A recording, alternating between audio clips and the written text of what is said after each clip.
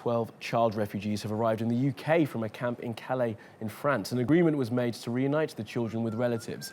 Aid groups have identified around 200 child refugees that they say will eventually be allowed to stay in the UK. And for the latest on this, let's speak to Sarah Morice, who's joining us now from Croydon, just south of central London. Sarah, good to speak to you. So the first of the children have arrived this morning. What happens to them now?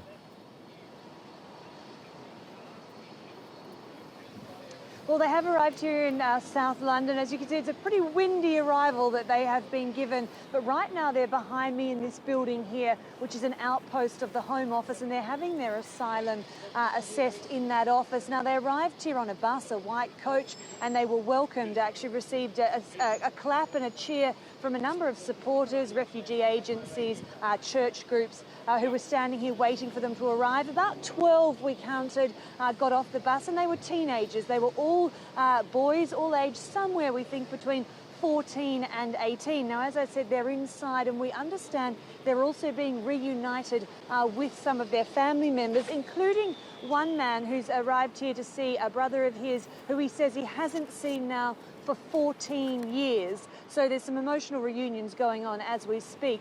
But as I said, from here they get their asylum assessed, and then they will be rehomed and perhaps start the first day of their new life. They're here to be reunited with family members, so they will be taken to family members' houses this afternoon, should have their first night's sleep there. And if for some reason they can't stay with their relatives, then there are church groups and aid groups here now to take them and look after them from here on. Now, of course, Sarah, there are plenty of other teenagers at that camp, all desperate to get to the UK. Just explain to us how these particular teenagers were chosen to be allowed into Britain.